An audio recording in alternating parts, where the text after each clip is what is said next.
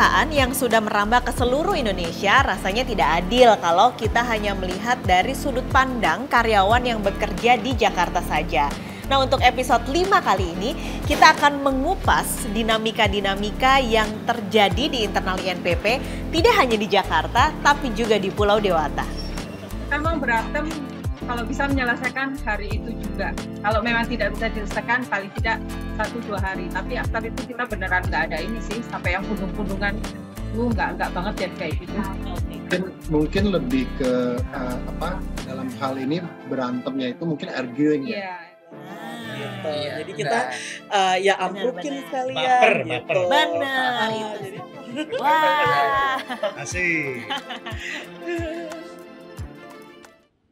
Hai, ketemu lagi di Paradise Indonesia Talk. Nah, episode kali ini saya ditemenin dari teman-teman di NPP. Ada yang dari Jakarta, ada yang juga di daerah. Nah, kalau di hari Sweet Effect Sudirman, saya ditemenin 3 orang dari INPP Pusat. Ada Mbak Ica, Mas Wildan, Halo. Mas Fikri. Hai. Hai. Nah, sekarang kita akan halo juga ke INPP yang ada di daerah. Karena kan INPP banyak nih di daerah-daerah. Kita terbang dulu ke Bali via digital nih. Ada Pak Ben dan juga Bu Memi di sana. Hai Pak, Bu. Hai. Halo. Hai Pak Pak Ben. Hai Pak Ben. Halo. Sehat semua ya. Sehat. Alhamdulillah Hai. sehat. Ini udah lama nggak ketemu atau sempat ketemu dalam beberapa waktu terakhir ini? Kalau Ketemu. saya ada kali 100 juta tahun nggak ketemu Pak Ben. Satu purnama. Panjang ya. Saya masih tahun Bu kemarin Memi, di Pak Bali. Ben, aku ngobrol dulu sama teman-teman yang di Jakarta. Nanti kita ngobrol ke Pak Ben, Bu Memi. Oke. Nanti kalau ada yang mau ditimpalin, boleh loh Pak, Bu. Kalau ternyata salah atau ngarang-ngarang gitu ya Pak. Oke. Nah, aku ke sini dulu nih. Aku mau ke Mbak Ica, Mas Wildan sama Mas Fikri. Ini kan kita tadi juga sebelum ini kita ngobrol-ngobrol nih. Aku lihat tuh kayaknya akrab gitu ya. Nah, biasanya emang kantor itu kan nyamannya nggak hanya bosnya enak, tapi teman-temannya juga enak. Nah, mungkin ke Mbak Ica dulu nih. Senyaman apa sih Mbak teman-teman di INPP ini? Cukup nyaman ya, apalagi kita kan rata-rata seumuran nih. Jadi ya label HR, finance itu ya cuma di pas jam kerja doang gitu. Setelah itu ya kita benar-benar sebagai teman aja sih gitu. Jadi kalaupun kita ribut di kantor, abis itu pas selesai jam kerja ya kita temenan lagi. Pernah ribut sama Gitu. teman kantor? Pernah. Oh, sering ya? Pernah dimusuhin 2 minggu. Sama siapa? Masalah. Sama Mas Wildan. Sama siapa? Sama teman-teman Pura-pura kantor. nggak tahu. Sama Mas Apa? Wildan. Sama teman-teman kantor lah ya. Ah. Apa Mbak, jadi ya ada lah yang memutarbalikan fakta. Jadi dikira Ica ngaduin A, terus jatuh ke Wildannya B sampai dipanggil ke di kantor gitu. Jadi ya tapi kita berhasil kayak balik lagi ya karena kita tahu satu sama lain seperti apa, jadi kita ya menyelesaikan sendiri gitu. Oke. Mas Wildan waktu itu gimana? Waktu ada Ya, intinya sih karena ini Mbak, karena kita udah kenal sama Ica, jadi connect nih. Jadi nggak ada, udah semua masalah udah solve lah. Karena iya itu balik lagi karena saya dekat sama Ica gitu. Maksudnya, Cak begini-begini, oh oke, berarti ini ada yang miskom nih. Ya udah dari situ aja sih Mbak. Nah, ini menarik kalau ngelihat sebenarnya kan masuknya sebenarnya agak mirip ya. Ya. Sekitar 6 tahunan udah di Ya. INPP ya. Nah, kalau ngelihat hierarki nih Mas Fikri, kan kalau Mas Wildan sama Mbak Ica ya boleh dibilang lebih bos lah ya. Iya. Nah, tapi kadang kan kita suka agak sungkan, agak gimana gitu ngobrol sama atasan. Kalau Mas Fikri? Kalau saya kan emang tipenya juga ceplas-ceplos ya Mbak. Jadi sungkan tapi secara profesional kerja ya di meja. Kalau emang kita berurusan sama urusan pekerjaan ya tetap sisi profesionalnya manggilnya ya tetap harus bapak sama ibu. Tapi kalau ya di luar ya sama Pak Wildan sama Mbak Ica tuh tetap biasa aja ceplas-ceplos kayak temen. Karena saya panggilnya bos bukan bapak gitu kan. Tapi di luar gitu loh, di luar area kantor gitu. Kalau ke Ica bisa cak gitu. Gitu aja. Karena kita teman ya kan. Iya. Basicnya teman gitu loh. Tapi emang jadinya apa mendukung kinerja nggak sih Mas Fikri? Kalau saya secara pribadi sih mendukung gitu loh, karena apa ya bahasanya ya, lingkungan kan ngaruh nih ke mood kerja. Nah kalau punya teman-teman yang asik, apalagi tipe kita tipe orang-orang yang pandai bergaul gitu ya, biasa bergaul sama departemen mana aja kita berteman gitu loh. Jadi asik-asik aja. Yang paling asik itu kalau kita punya masalah atau kita punya kurang koordinasi sama departemen lain, itu yang paling asik. Jadi pas ada masalah nggak perlu ribet-ribet harus sampai ke atasan-atasan, dari level-level kita aja juga udah bisa beres gitu loh. Sebenarnya itu sih yang sangat ngebantu gitu kalau buat di lingkungan kerja. Karena udah pertemanannya itu ya yang begitu nyaman. Oke. Ada rasa sungkan, ada rasa nggak enak, tapi dari rasa sungkan sama nggak enak itu bikin kerjaan kita jadi lebih asik. Nah, Mas Wildan, ini kan kadang ada kalau jabatannya udah agak tinggi di kantor ngerasa lebih superior gitu. Gimana Mas Wildan memposisikan, ya kita temen kok gitu. Saya bukan atasan, tapi kita sama-sama teman aja kerja untuk INPP gitu. Ya intinya sih balik lagi Riri ya. Sorry nih manggil Riri aja Pak. Jadi balik lagi, kalau kita kan intinya tuh teman. Jadi kita tuh lebih lama bertemu 8 jam tiap hari. Mungkin di rumah jarang, maksudnya dari Senin sampai Jumat tuh ketemu. Terus selama 8 jam, malah waktu di rumah nih yang cuma malam doang sama weekend. Intinya sih ada chemistry-nya. Ibaratnya kalau untuk level pun di level atasan itu balik lagi tadi, kalau di kantor kita memang atasan dan bawahan. Tapi kalau udah di luar ya teman. Cuma rata-rata pengaruh juga sih karena dia teman, oh ya udahlah gitu loh. Jadi ada even pun ada masalah, ya udah karena dia teman, ya udah kita selesaiin secara solusinya baik-baik dan positif aja sih. Saya sih lebih begitu sih. Malah solusinya jadi lebih cepat ya? Ya lebih cepat. Jadi nggak melalui lagi mesti ini A B C ada step-step lagi, langsung aja. Oh Ica misalnya masalah nih, ya udah langsung selesaiin aja. Begini ya Ca solusinya, oke ya udah itu sih. Dan mungkin yang bikin kita tuh tetap awet berteman karena kita juga nggak main pundungan di belakang gitu. Iya, jadi kita ya amplukin sekalian Baper. gitu. Benar. Jadi ada masalah, ayo kita klarifikasi gitu. Entah klarifikasinya casual, serius atau bercanda tuh kita harus selesaiin itu. Jadi nggak cuma gerendengan di belakang. Iya, Ya, kalau contohnya kalau saya sama Ica tuh saya suka bilang, Cak, saya gedek sama lo, gue gedek sama lo. Gitu. langsung ngomong di depannya ya? Tapi abis itu kan jadi ada komunikasi ya. Masalahnya di mana sih gitu. Dan intinya lagi nggak boleh baper tadi. Iya. Karena jadi kalau baper malah kinerjanya kan jadi nggak ini kan maksimal. Coba kalau di pusat kayak gini gimana di daerah? Pak Ben, Bu Memi ini kalau teman-teman di Jakarta ceritanya seperti inilah kenyamanan di kantornya. Kalau di daerah tuh kondisinya gimana sih Pak, Bu? Kalau kita di Bali sih sama persis ya, karena kan kita kekeluargaan tuh Mbak Riri, jadinya kalau apapun itu kita nggak ada tuh ngomong di belakang tuh nggak ada. Pasti kita kalau memang nggak suka atau apa, memang nggak cocok, kita ngomong aja di depan. Meskipun nanti mau berantem kayak gimana, after itu udah kita nggak ada nyimpen sakit hati atau apa. Oke. Pak Ben? Ya? Dari saya? Iya. Kalau saya sih ya memang kebetulan saya kan tim project ya. Jadi kita nanganin project, jadi saya ada tim leader apa ya dari awal, kemudian ada tim yang lain, engineering yang lain, ada MEP, ada structure, kemudian ada QS, ada project admin juga. Jadi kita ya memang hubungan kerja itu tadi disampaikan Wildan 8 jam itu saya bahkan lebih kan, kalau di project kita sering lembur. Kita memang saling support dan hubungannya tentu ya memang nggak ada baper-baperan. Kita mau ungkapin apa aja, kita mau support apa aja, mau tanya apa aja itu nggak ada tekanan, nggak ada rem lah. Pasti kita tanya, pasti kita konfirmasi. Jadi termasuk sama tim OR juga ya. Kita fine aja bang. Bahkan kita kalau di luar jam kerja juga sering bareng gitu, entah itu makan bareng, entah itu ada yang mancing ya, bahkan mau nonton bareng, nah itu semua kita jalanin lah. Oke. Kalau di Bali itu berapa orang sih Bu Pak timnya? Kita totalnya 22. Oke, 20-an orang. Makanya kalau semakin kecil kan harusnya semakin nyaman. Malah kalau ada ribut-ribut jadi nggak enak gitu. Tapi pernah nggak sih selama ini kerja, Pak Ben sudah 8 tahun, betul? Ya, saya 8 tahun, Bu Mimi 10 tahun ya? Ya, kurang lebih. Nah, selama itu Pak pernah ada nggak sih di Bali gitu berantem akhirnya terus jadi pundung-pundungan nggak ngobrol gitu sesama tim itu pernah nggak Pak? Nggak ada. Kita nggak ada Bu. Sorry Mbak, nggak ada. Kita mah di sini seperti yang dibilang. Kita mah berantem kalau bisa menyelesaikan hari itu juga. Kalau memang tidak bisa diselesaikan paling tidak 1-2 hari. Tapi after itu kita beneran nggak ada ini sih sampai yang pundung-pundungan.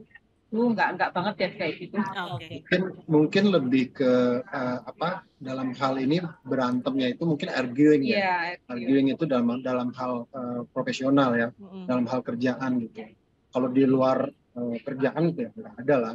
Kalau di kerjaan kita arguing itu kan memang harus dalam artian kita memberikan masukan, kita mengkoreksi. Kalau kita dikoreksi juga kita bisa, oh ya ini masukan yang baik gitu untuk kedepannya kan. Itu sebenarnya kita nggak ada, yang pasti nggak ada baper gitu aja. Jadi jelas kalau di Pak Ben kan lebih banyak bapak-bapak ya, nggak mungkin baper dong. Kalau di kita tim, saya kan ada di tim OR tuh, tim finance sama kayak Pak Fikri, Pak Wildan, kita juga banyak perempuannya sih, tapi bener-bener kita nggak ada sih baper-baperan. Oke. Jadi memang kalau profesional tapi kalau selesai kerja udah jadi keluarga lagi ya Pak Bu. Yeah. Oke. Saya ke teman-teman di Jakarta lagi Bu. Ini penasaran sih kalau di kantor kan 8 jam pasti kerjaannya juga nggak sedikit. Interaksinya kapan sih ngobrolnya terus sampai bisa seakrab ini gitu? Malah mungkin atasan nanya kerjanya kapan, interaksi mulu ya. Iya, terbalik ya. Oh salah ya pertanyaannya. Saking interaksi mulu. Mohon maaf kerjaannya nggak kelar-kelar. Tapi ya dari situ sih kita selesai aja sih. Ya gimana bapak-bapak. Iya coba kalau finance kan biasanya. Mungkin kalau waktu tuh mungkin biasanya kita selain di atas Riri ya, maksudnya di bawah juga pasti istirahat nih jam 12 sampai jam 1 itu kan waktunya kita mungkin ke bawah atau ngopi atau apa habis makan nih. Nah itu waktu-waktu kita memang berkumpul lintas divisi ya, bukan satu divisi doang gitu. Jadi ada procurement, HR, finance. Jadi ya kita ngomongin bukan cuma kerjaan doang, ngomongin masalah-masalah yang lagi viral kah atau apa gitu sih. Atau mungkin kalau sekarang malah kita lebih ke yang sama family gitu loh. Jadi Sabtu Minggu kumpul bareng bawa keluarga Mas. Nah itu mungkin lebih erat kali. Oke. Lebih bagus. Tapi Mas Riki kalau ngumpul gitu ada rasa apa ya? Sungkan nggak sih kan beda divisi, terus ada yang mungkin hierarkinya beda gitu. Ada rasa sungkan nggak Mas kalau ngobrol gitu? Kalau udah ngumpulnya di tongkrongan sih, mesti di luar pesan kantor, saya sih nggak punya rasa sungkan ya. Karena emang saya juga udah terbiasa bergaul di luaran sama yang umurnya lebih tua, yang umurnya lebih muda, atau yang stratanya lebih tinggi, stratanya lebih rendah, nggak ada. Maksudnya semua akhirnya dibawa seperti sejajar aja. Cuma kalau sisi menghormati tetap harus ada ya. Kayak contoh, Pak Wildan kan sudah bapak-bapak, gitu kan. Kalau saya kan masih anak muda, jadi ada sisi-sisi saya juga harus menghormati Pak Wildan sebagai seorang bapak. Gitu. Nggak bisa juga ceplos-ceplos gitu. Ada teman yang udah ibu-ibu, udah kayak nenek, masa kita ngomongnya kayak masih anak muda gitu kan nggak bisa ini juga. Soalnya bawa umur ini. Iya. Sebenarnya saya paling muda kan di antara mereka semua gitu. Intinya menempatkan diri lah. Iya. Menempatkan diri di mana berada. Jadi nantinya juga jadi pembawaan diri kita juga kan di luaran kayak gimana. Emang sih kalau ngomong kayak orang ceplos kayak orang nggak sopan gitu. Tapi kita punya sisi juga buat gimana ngelihat orang, memperlakukan orang itu kayak gimana. Ini orang lebih tua nih kayak tahu batasannya. Benar-benar tahu ininya ya, batasannya. Nah kan kalau Mbak Ica ini HR nih biasanya suka bisa memperlihat teman-teman di kantor gini, ada geng-gengan gak sih Mbak? Enggak sih ya, mungkin yang kelihatan karena gini, kita tuh ada anak lama nih, terus anak baru masuknya tuh ramean gitu. Jadi paling yang menyeberangi kedua itu aja sih yang agak susah gitu. Tapi makin sekarang udah WFO sih makin membaur ya gitu. Jadi yang benar-benar nggak membaur ya udah gitu, itu kan pilihannya mereka. Tapi so far di kantor itu nggak pernah yang namanya kita makan harus satu kelompok gitu, enggak. Jadi kita benar-benar barengan gitu ngajak semuanya. Tapi kalau emang nggak mau ya nggak apa-apa gitu, nggak memaksakan gitu sih lebih. Apalagi anaknya di kantor ini kan kayaknya mejanya tuh nggak ada ruangan-ruangan gitu ya. Jadi open space. Jadi benar-benar per divisi bisa saling lihat dan saling. Senioritas kita itu hanya sebatas visi misi. Itu yang artinya adalah coba Bapak Fikri jelaskan apa Jadi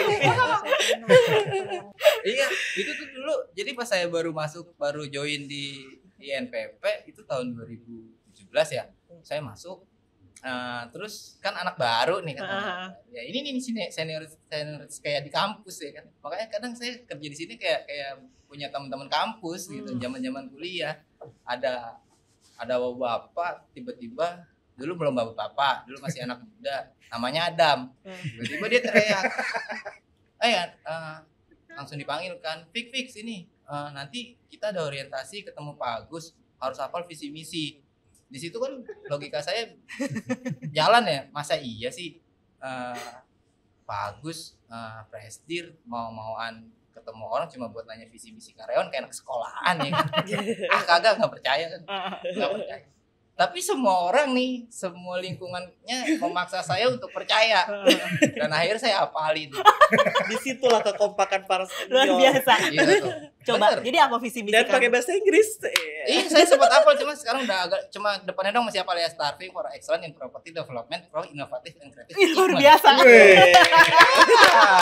Jadi senioritas kita hanya sebatas itu. Coba tanya Pak Agus inget nggak? Ini kalau di Jakarta ada kayak gitu. Nah kalau di Bali Bu pasti kan ada perbedaan usia juga kayak di sini gitu, kayak di pusat. Itu gimana Bu menghandle-nya ya? Karena kan anak-anak milenial ketemu baby boomers ini juga harus ada penyatunya gitu Bu supaya makin kompak. Itu gimana Pak Ben, Bu Memi? Kayaknya di kita juga hampir sama ya. Di kita juga hampir seumuran sih, mungkin cuma leadernya aja ya. Kebetulan yang kepala cabang di sini, owner rep-nya itu dengan leader kami di project ya. Jadi kalau secara umur masih ngobrolnya masih enak, nggak ada jedanya. Kalau Bu Mimi? Sama kan, kita semenjak ada Pak Elvan itu kan kita jadi lebih lebih semuanya itu lebih terarah. Jadi kalau ada apa-apa tuh kita bisa langsung komunikasi langsung. Kita juga kan udah ada FAM baru tuh, Jess, meskipun umurnya jauh lebih di bawah saya, tapi orangnya benar-benar open minded gitu loh. Jadi enak, komunikasinya tuh enak banget.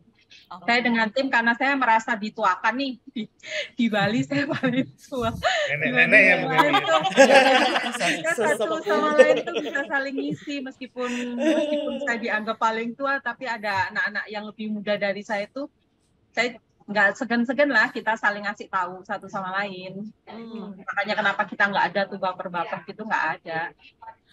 Tapi kalau ngelihat dari sudah kerja selama puluhan tahun ini Bu, dan Pak Ben juga, kesempatan-kesempatan yang dikasih INPP untuk berkarya tuh seperti apa sih?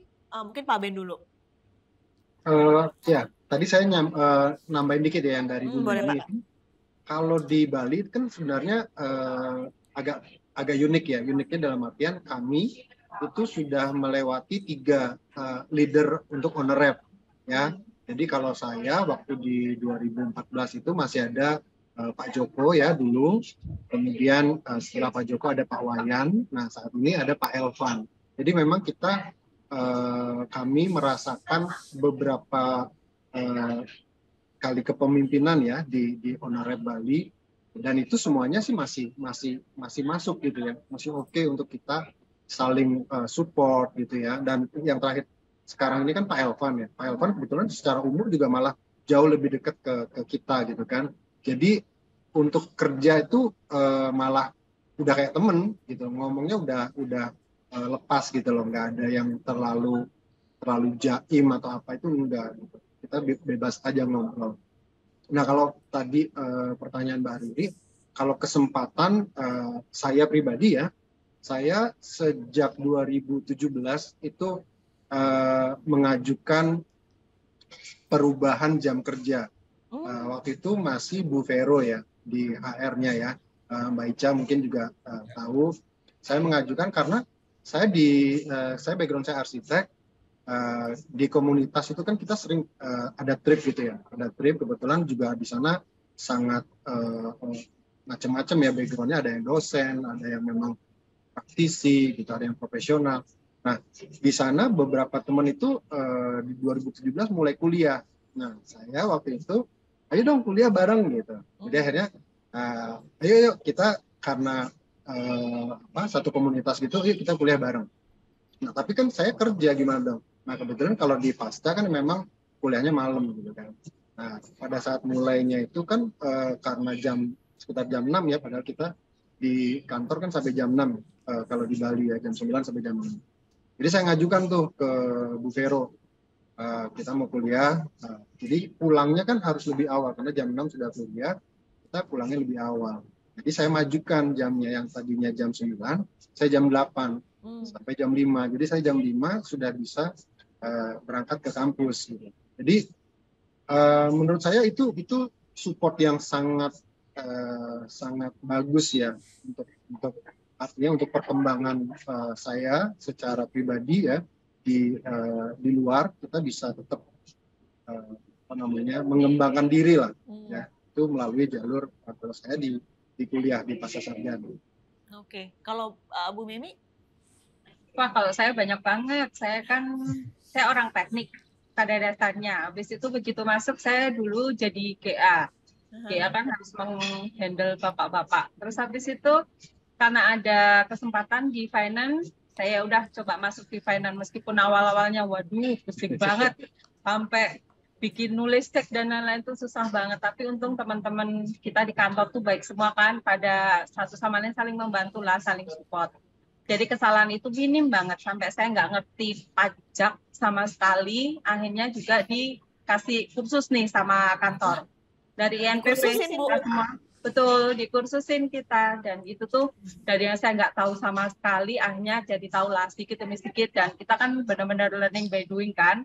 Dari sanalah banyak sekali lah tambahan yang dari kantor itu yang bisa menunjang kita. Kalaupun nanti kita tidak kerja di sini, tempat lain kita bisa dapat yang lebih ilmunya banyak banget di sini. Dikasih kepercayaan yang begitu besar ya Bu ya di kantor, makanya sampai 10 tahun gitu, luar biasa banget. Nah ini juga teman-teman di Jakarta kan berarti sudah 6-7 tahun ya. Buat anak zaman sekarang tuh udah lama banget. Nah yang aku penasaran adalah peluangnya kayak apa sih kalau di pusat, karena mungkin persaingannya akan lebih tinggi karena orangnya lebih banyak. Mungkin Mas Wildan dulu. Ya, kalau saya sih lihat untuk persaingan dan perkembangan dari kantor ya banyak sih pelajaran berharga. Contoh konkret. Sampai saya sebagai finance collection berhubungan dengan bank-bank untuk KPR, KPA, itu saya sampai di lesin table manner karena kita ajak dinner kan sama bank-bank dari situ. Jadi semua akhirnya finance karena ketemu dengan bank, jadi harus di lesin table manner, caranya makan gimana, caranya makan yang sopan ya maksudnya. Biasanya waktu itu kita makan di hotel keplak aja nih, maksudnya nggak ada apa, padahal makan sop tentu diuyup begitu, nggak boleh sebenarnya. Jadi makan sop ternyata ada sendoknya mesti begini, terus dilap ini taruh di sini bukan taruh di sini, ya kan, nah gitu kan. Kayak anak bayi. Ya, jadi sampai gitu pun di lesin waktu itu finance semua karena bertemu dengan pihak eksternal kan, lebih ke sana sih. Jadi banyak yang saya dapat di sini, bertemu sama orang banyak, jadi pelajaran-pelajaran berharga juga sih banyak dari kantor. Kalau Mas Fikri, les juga Mas table manner? Iya. Wih. Kan pas bareng juga. Tapi itu kayaknya ada ceritanya deh. Iya. Itu ada ceritanya. Jadi emang waktu itu kita ada ketemu sama rekanan dari pihak bank. Cuman dulu udah resign ya. Teman-teman saya itu ada satu. Ya sama sih, kita semua pada belum ngerti ya yang namanya table manner. Itu kan kalau udah makan ada urutannya nih. Ah. Yang pertama terus Bukan ada makan main di hotel course-nya, berbintang juga. terus ada dessertnya kan. Nah ini tamu masih makan main course-nya. Temen saya udah ambil dessert. Nah si tamu langsung tutup ini dong. Tutup mata. Iya. Karena kan udah selesai kan. Nah si ibu dulu ngeliat ini ada yang salah. Ternyata anak-anak harus dilatih nih. Karena buat kedepannya ini penting. Betul. Karena ini kan bisnis gitu. Menjalin hubungan dengan pihak luar juga penting. Karena jaga nama baik perusahaan gitu. Akhirnya sampailah ke HRD. Nggak lama HRD langsung bikin undangan untuk kita belajar table manner. Dan di situ kita baru tahu. Sebelumnya sih pulangnya juga udah dikasih tahu sama si ibu. Si dulu Bu Diana. Bu Diana udah ngasih tahu besok kalau kita ada tamu, kita makan malam segala macam, jangan ambil makanan penutup dulu. Logikanya kalau kita ambil makanan penutup dulu, kita ajak tamu kita udah selesai makan. Karena kita ngundang orangnya lagi enak-enak makan. Gitu.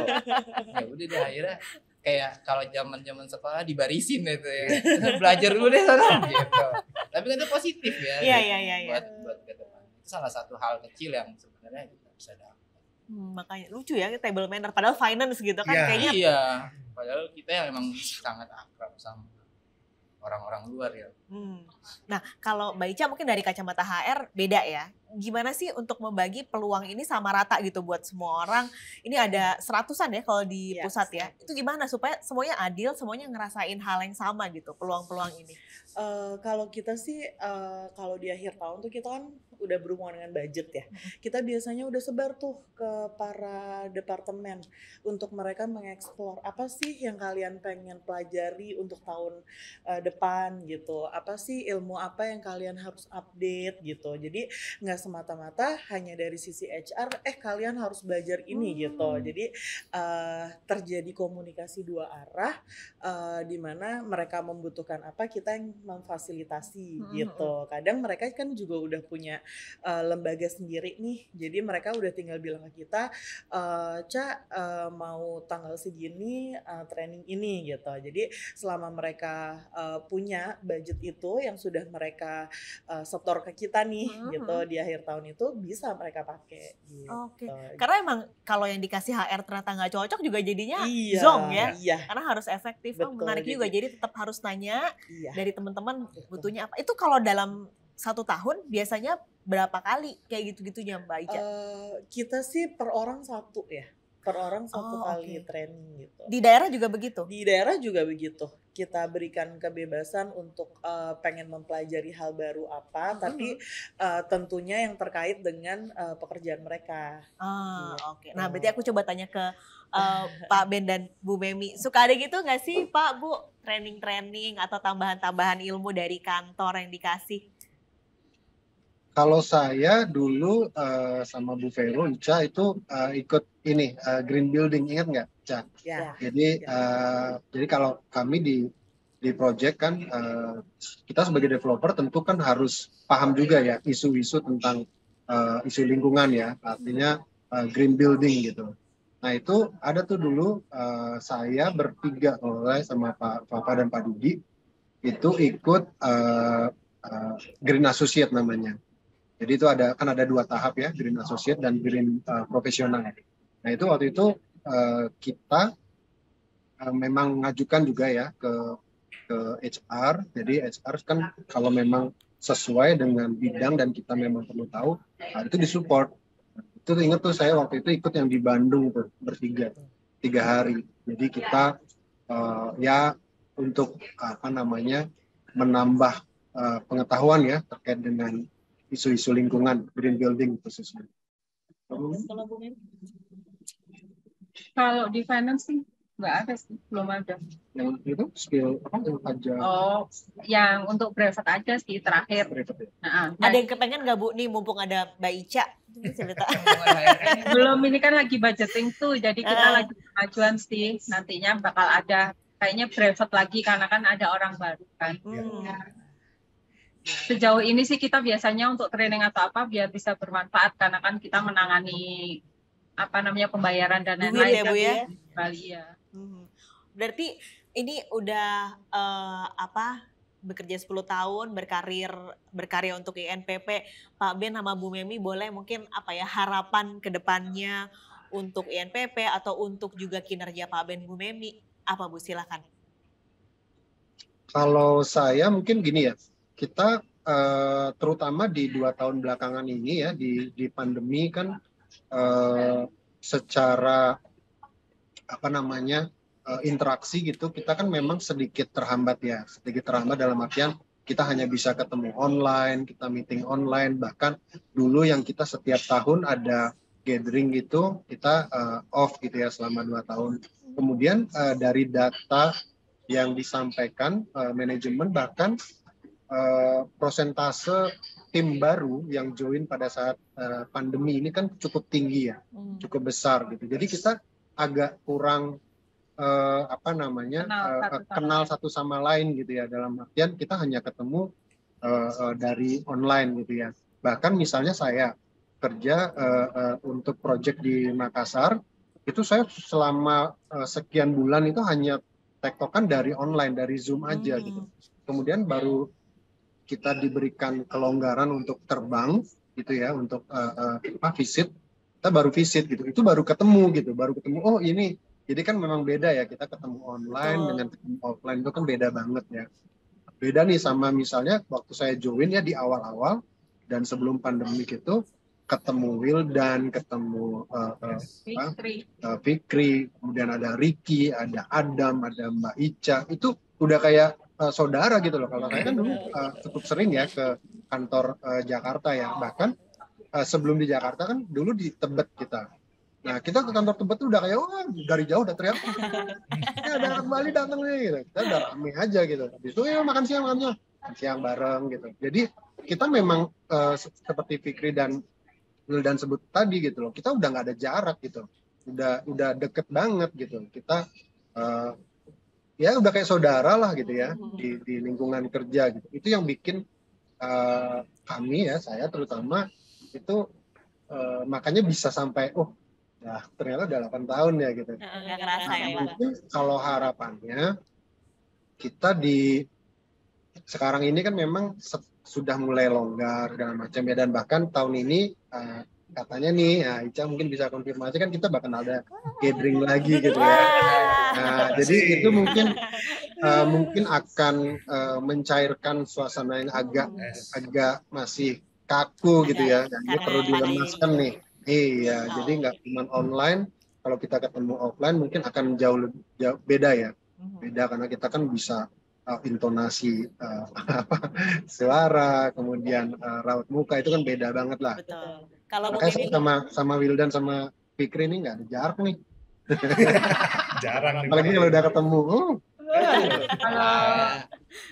Kalau saya di tim finance sih kayaknya masih orang-orang lama sih Mbak ya. Ada Pak Fikri, ada Pak Wildan, masih sama ada Pak Adam. Mungkin yang baru mungkin XOD-nya aja, tapi beliaunya sudah sempat ke Bali sih dan sering, jadi lebih enak komunikasinya. Kalau untuk harapan saya sih yaitu team building direalisasikan, jadi kita bisa ketemu lagi karena udah lama. Soalnya kalau si Pak Wildan kan udah sering banget tuh, Mbak Ika juga sering ke Bali, jadi enak. Kalau Pak Fikri sih, saya pengennya ketemu dia sih biar dapat bonsai. Kalau Mbak Ica nih berarti ada notes tentang gathering. Tapi kalau dari Mbak Ica sendiri ada nggak sih harapan? Harapannya ya, semoga kita tetap pada culture yang seperti ini gitu. Jadi siapapun yang masuk di level apapun harus bisa menyesuaikan culture kita, bukan kita yang menyesuaikan culture mereka. Betul. Ya. Harapannya sih cuma Ya, kalau saya sih harapannya tetap sama kayak Pak Ben sama kayak Ica, lebih menyempurnakan lagi selain outing mungkin bonus juga ada lah. Aduh. Itu karena harapan kita semua ya Pak ya. Mewakilkan nih, saya mewakilkan nih, amin kan ya. Ada catat ya, amin. Maaf manajemen ya, apa ya. Colongan ya Mas Wildan. Tujuannya Wildan ikut podcast ini nih. Benar. Jadi taruh di belakang kalau ngomong bonus ya. Iya. Hati paling dalam nih kayaknya. Oh benar Bu, menyuarakan suara hati teman-teman INPP. Yes. Saya yang terakhir ya. Juragan bonsai harus terakhir. Iya, juragan. Semuanya udah diambil kan harapannya. Bonus lagi kalau gitu Mas biar. Bonus udah, outing udah, terus naik gaji. culture udah. ya udah saya lebih lengkap lagi. Oke. Sebenarnya semoga kekeluargaannya INPP semakin solid dan terjaga, sama yang tadi seperti Mbak Ica bilang, culture kita yang harus bertahan. Jangan orang baru yang bikin culture-nya berubah, tapi kita yang harus menyesuaikan diri sama culture, karena menurut saya itu adalah identitas INPP. Betul. Dan mahal loh ini, kenyamanan ini tuh mahal banget kan, nggak bisa digantikan oleh sesuatu yang lain. Oke. Terima kasih Mas Fikri, Mas Wildan, Mbak Ica, Pak Ben, Bu Memi. Terima kasih sudah ngobrol-ngobrol hari ini. Nanti kalau gatheringnya di Bali saya ikut terbang. Asik. Oke, terima kasih Pak Ben, Bu Memi. Sampai ketemu lagi, bye-bye. Dadah Pak Ben. Sehat-sehat semua di Bali. Sehat-sehat. Oke. Salam teman-teman Bali. Tidak akan ada lingkungan kerja yang sempurna. Dimanapun kita berada, akan selalu ada tantangan yang mengharuskan kita untuk mendobrak zona nyaman. Namun, apapun kondisi lingkungan kerja kita, profesionalitas adalah kunci yang bisa membuka pintu-pintu kekompakan dalam tim. Hal itu juga yang dirasakan oleh Mbak Ica, Mas Wildan, Mas Fikri, Pak Ben, dan juga Bu Memi yang sudah meniti karir di INPP selama beberapa waktu. Setiap proses yang dilalui telah membuat mereka berkembang menjadi seseorang yang profesional, menjunjung tinggi efisiensi dan toleransi.